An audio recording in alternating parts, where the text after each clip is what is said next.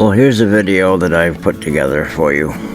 If you're just starting out looking for a website or whatever, things to consider. I know it's probably as boring as can be, but it'd probably be more interesting watching flies fly around a sticky tape, wondering which one's going to land on it first. So just try your best to stick through the whole length of this, because it's going to be valuable information, but right now it's probably a little bit boring and dry for you. But just try and stick it out till the end. Some of the things that we'll be covering over is, in this video, will be domain name and tools, how to use them and find domain names, different things to consider for web hosting, and how to connect your domain name to your web hosting service after you have purchased. So good luck to all of you future internet entrepreneurs, and good luck with your own personal businesses, and I hope this is useful information. And if you'd like to find out more, just look up my website. I am Newbie Marketer, and you can find additional training or services there. Thank you. In order for you to have and build on a website, you're going to need at least two things. You're going to need web hosting, and you'll need a domain name. Now, the domain name can be the trickiest of these two because it requires you to do a little research, and even after you do the research to figure out what you want for your domain name, it may no longer be available. Like fingerprints, there are no two domain names exactly alike. So if someone else bought the name you wanted, you're just out of luck. Of course, you could try and purchase the domain name from the current owner, but that really works out in your favor without costing you an arm and a leg. For me, though, I try for a domain name that was very close to the original one that I wanted. For example, if I wanted applerecipe.com and it was already taken, which by the way it is, then I'd try, say, best or thebestapplerecipe.com, or even throw on a suffix, maybe apple recipe winners, or specific type of apple recipe like crab apple recipe. Again, use your imagination there. As a matter of fact, that's what we're going to be doing now, is checking into some tools that will help us with locating the perfect domain for our website. The first tool, and by the way, these are by all means not all the tools available out there. These are just some that I've had some personal experience with. And something else too, even though some of these tools may offer the option of purchasing the domain name right there from their site, hold off on that. I've got some additional tools for you later on in this video for purchasing the domain names. But the first one is psychicwhois.com. Just type in the name that you're wanting, and as you're typing, it will give you some suggestions, as well as when you're done typing, it'll tell you if the one you wanted is already taken or not. For example, Apple Recipe, as you can see here, the red guys, you got it. That means they're already gone. AppleRecipe.com, .net, .org, and .us are already taken. But you've got some additional options here that Psychic Who Is tells you is or is not already available. And by the way, unless you think otherwise, I would suggest sticking with just the .com for your domain names, because that's the most popular right now anyway. And they're looking at adding additional extensions as time rolls on, so there's going to be some pretty funky ones out there, like .money, and there's a lot more that are in the works. So for the time being, though, .com is the most popular, and that's one that I would be looking for. So that's Psychic Who Is, and you'll find that a lot of these tools are pretty much the same. Now, Bust a Name is a little more extensive. You can put in some keywords here, and it will do a lot of the research for you. And without spending a whole lot of time on this site, I'm just going to point you over to their video tutorials, and I would definitely check out Bust a Name, bookmark it, and use it. A cool tool is Domainsbot.com. Like with Psychic Who Is, you just type in the name here, and it'll start spitting out some suggestions. But they've got some additional tools over here on the left that'll help you out even further too. Synonyms, prefixes, suffixes, all kinds of cool stuff. And you can see right here what is and what is not available. Domain Typer is another fun one. You can find that at domaintyper.com. It'll also spit out some of those funky extensions I was talking about earlier, like applerecipe.pi. Again, I would stay away from these. I would simply stick with the .coms for the time being. And these big bright red boxes, guess what? That means that particular extension is already taken. But if you want to find out more about it, you've got the ability to check out the site, the who is, meaning who owns it currently, and possibly throw them a line and see if they might consider, working out a deal with you. You see how popular that current site is. That might give you an idea as to how much money they're going to be wanting for it if it's really popular, and so on. And another one here is Moniker. That's at moniker.com. It too has a whole lot of tools working with it, so add this to your bookmarks as well. Another great tool is Noam.com, because one thing you should be looking at is brand recognition for your website. One of the most powerful ways to brand yourself or a website is through social media. Plus, once you've established a connection or created an account on the social media sites that will complement your website and services, then you stand a greater chance of tapping into all that free traffic from these sites, as well as the search engine loving backlinks from these social sites to your website. Win, win, win. Noam.com is a site that can help establish a brand continuity with over 600 different social media sites. Once you've signed up for your free account, you can then check if your username is being used on any of the 600 social media sites that Noam.com monitors. This way, you'll have a better idea if one of the domain names you are wanting has already been used in a lot of these social media sites. Now you can make a more informed choice as to which domains to go with or to kick off your list. And then we have plenty of tutorials online here as far as how to go about establishing these connections. So by all means, check out Noam.com. Now, as far as the actual purchasing of your domain name, my first suggestion would be Name Silo, mainly because of the price.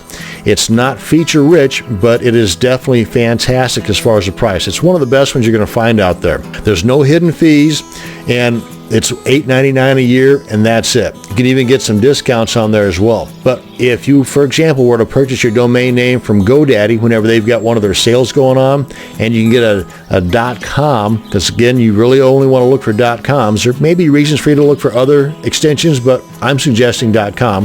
But if you get a .com for, say, 99 cents for the first year, go ahead and purchase it through GoDaddy or whatever, and then after, say, 60 days or so, go ahead and transfer it over to a namesilo.com, and that way you're just getting an additional year added on to the year that GoDaddy gave you for whatever cost this is. And at the time of this recording, it's $8.99. So for $8.99 from NameSilo and the 99 cents you purchased it from, again, using this as an example, GoDaddy, you've now got 2 years paid for on your domain name, and it's now located at NameSilo. Again, it doesn't have a whole lot of features, but if features are what you're looking for and a great price, Namecheap is your company, because Namecheap is great. Their prices just went up recently. It's a little over $10 for a year, but they've also got some additional great services that NameSilo does not. For example, free SSL certificates for the first year. After that, they're really inexpensive too. But even then, you may want to hold off on buying a domain name until you check into web hosting, because some web hosting companies will offer a free domain name if you purchase a package through them. But you can see that when you do a Google search here for web hosting, you're going to get over 500 million results popping back at you. So you can see there's no shortage of options to choose from. This video will help you in your search. While it is possible for you, the individual, to have your own hosting service on your own computer at your own home connected to the internet, that's not what I'm going to be talking about in this video, because 99.9% of you will be purchasing web hosting from a company that specializes in hosting websites.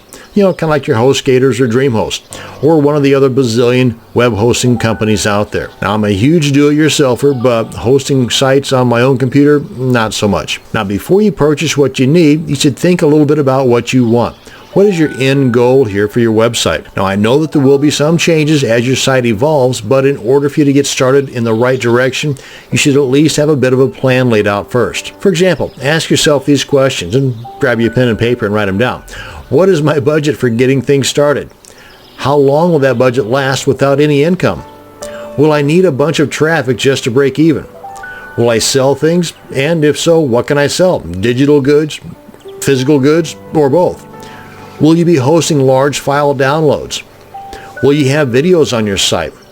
Will I need a secure connection in order to accept credit cards? These are just some of the questions you should write down and refer back to as you do the research for the hosting service you're looking for. Now, I want to first off point out a good resource to go to and a bookmark, and that's our buddies over at Wikipedia. Just do a search there for web hosting service and you'll end up over here. And if we scroll down a tad bit, and under types of hosting, these guys give a great demonstration of each type of possible web hosting you would be interested in.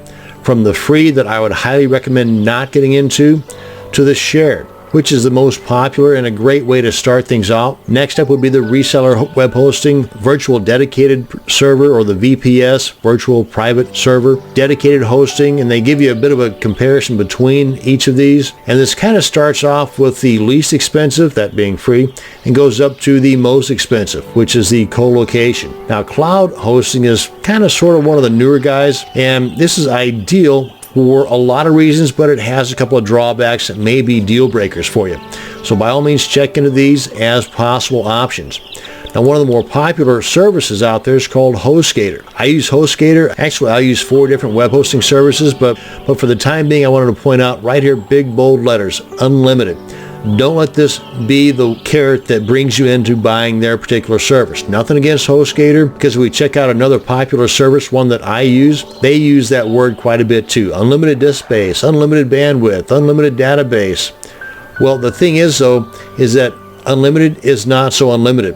Whenever your site reaches a certain amount of resources being used or bandwidth being used, your site is going to get shut down, plain and simple. So don't let this be the only thing that draws you into buying their service. I don't want to say anything bad about HostGator or any of the other hosting services out there, because they all do that. I just want to bring it to your attention that unlimited does not mean unlimited. Now, one thing too you want to know is that even though you've been with a particular service for a long time, whether it's several months or several years, if you come to the point where you've either outgrown that particular service or you had several instances where you're not liking their customer support, don't think that you're chained down to that service just because they're watching your websites. No, you can always transfer to another one.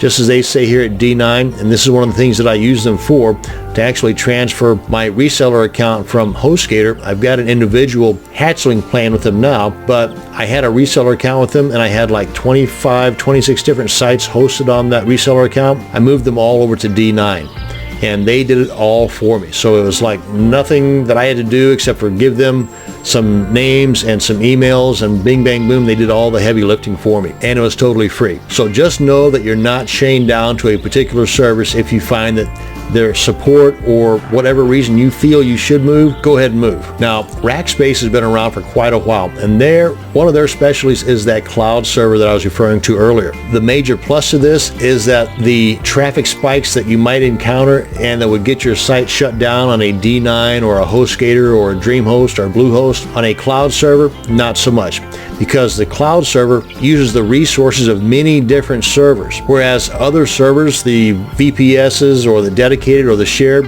they're using one server. And whether it's dedicated or shared, whenever your website hits that particular spike, boom, you're shut down. These guys, whenever you hit that particular spike, they share those resources out over other servers.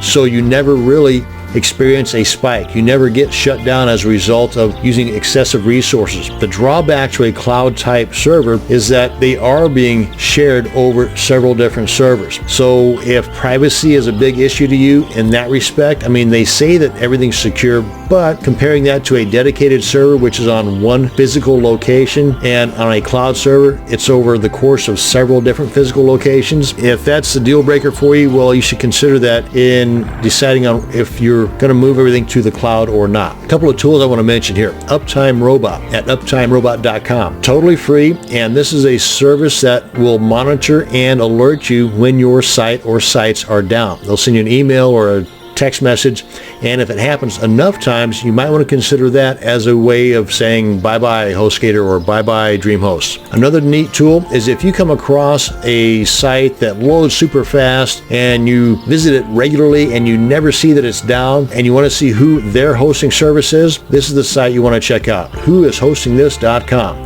Just put in their website here, and it'll give you all those details. Hopefully this video will answer a lot of those questions that you wrote down earlier in helping you determine which hosting service or which hosting package and service is best for you. I'd like to just say here, don't get a free website service builder, because the $3 a month that you're saving, you have no control over your site or anything. And for $3, you can get a lot of contact from support to help you with any of your issues you have come up. And I've had support help a lot, and I pay $3 a month. And for my $3, it took a lot of stress off me just to move forward for getting things solved and figured out. Just give them an email or a call or something, and they'd take and go at it for you. But in the end, that's up to you to decide and figure out for yourself what is best for you. But that's my suggestion. Is best for you. In order for you to have, build on, and maintain a website, you're going to need at least a domain name, a web hosting account, and some means of transferring files back and forth between your computer and your website. Now, once you have purchased your domain name and have a web hosting account, you need to assign your domain to that hosting account. That's what we're going to be doing in this video, connecting your domain to your hosting service. Now, when you purchase your web hosting service, you're sent some important information about your hosting account. Usually it's sent to you through an email.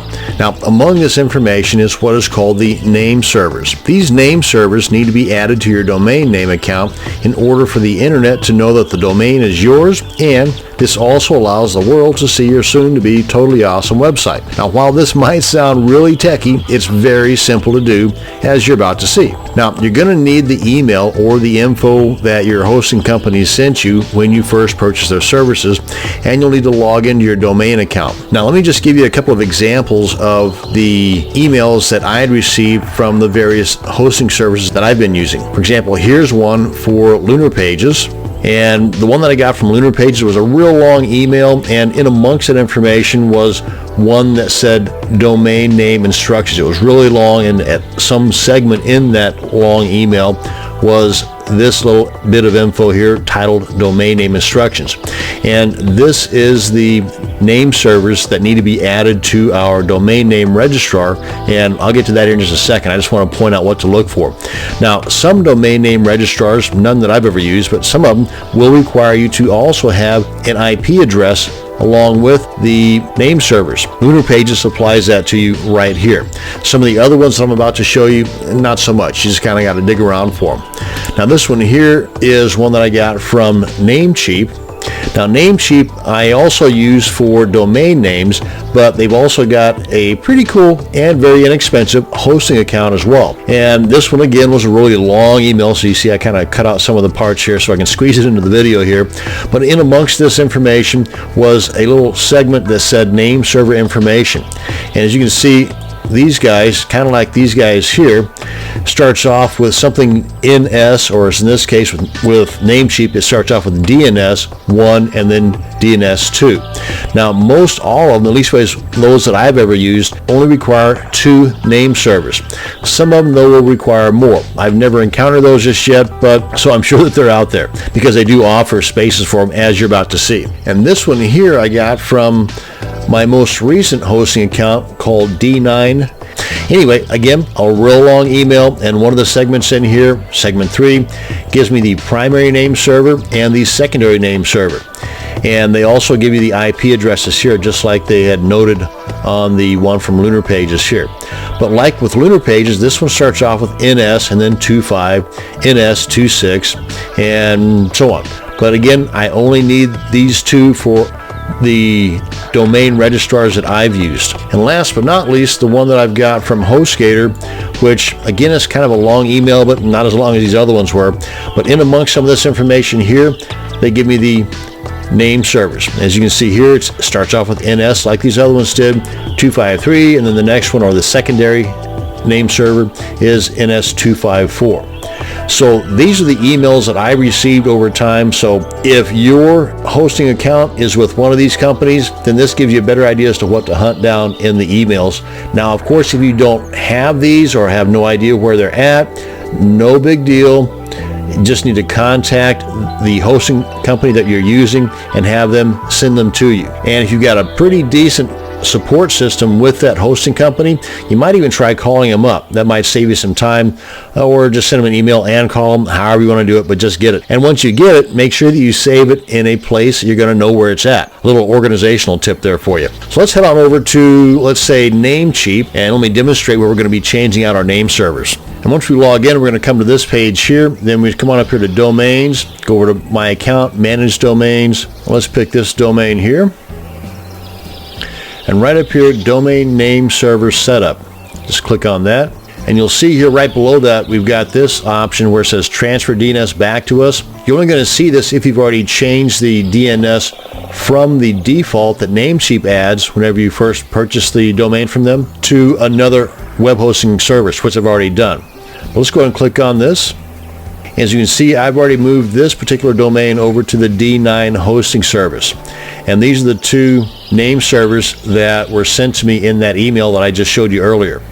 So depending upon your hosting account and the information they gave you in that email, you'd want to just enter those here, the primary or the first one or the lower number in that sequence. If they give you one that has different numbers, like if it's NS1 or NS2, NS1 goes here, NS2 goes here.